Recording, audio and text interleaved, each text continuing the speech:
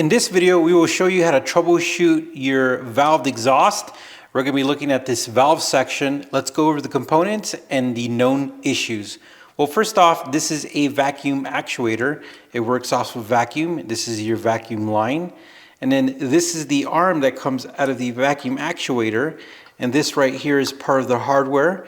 And this screws on, this particular one. And this arm right here is connected to the actuator's endpoint, and then it connects to the actual valve assembly, or inside here people call it a flap, and this flap is controlled by this little gold part right here, which goes down and it opens and closes the flap. So let me show you real quickly. You could actually hear it move, and that's what opens and closes. Now, what usually goes bad? Well, first off, your vacuum actuator, it could go bad. Like a regular wastegate on a turbocharged system, it just, the inside diaphragm or something in there just went bad, the spring. And usually what you do is you test it, and this is a MightyVac tester, and this is one of the best ones you could buy. And the way you do it is you're going to be simulating what the car would be doing, and in this case, we're going to go ahead and apply some vacuum. And as you can see, we applied maybe 7 inches of vacuum, and check this out, guys. You see the arm, and it's holding, and that's what we want to see. We want to see it hold, and when we release it, it should go back. Let's test it again.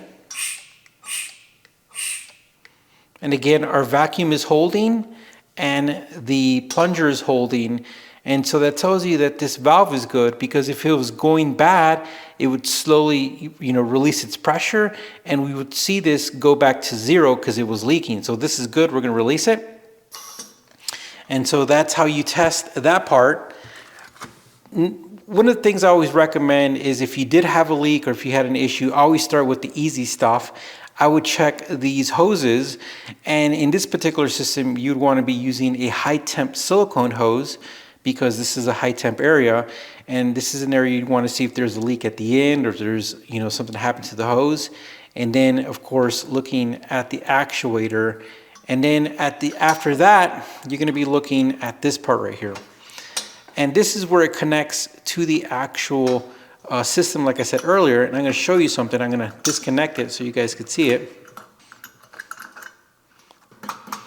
So this nut right here is designed to lock in this portion, and this part is called a lollipop, and all it is it's got a little portion right here where the ball moves in here, and this is the bracket. Now this isn't, for this particular system, this isn't supposed to be like this.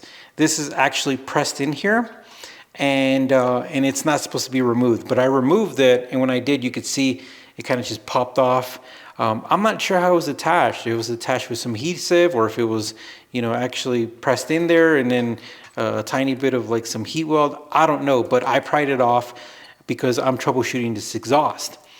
And so this part right here is what moves this. And of course, if this was broken off or pried off, it's not going to be able to move this because it's supposed to be able to hold it and move it, and it's not. Inside here, the next thing you want to do is, if you can see the valve, then that would be easy. But in my case, I can't see the valve, and so what you could do, move it with a set of pliers, and what that's going to do, it's going to allow us to see a full range of motion. So we could see that it's not binding. There's a little bit of play, and I think that's normal, but we know that it's in there, right?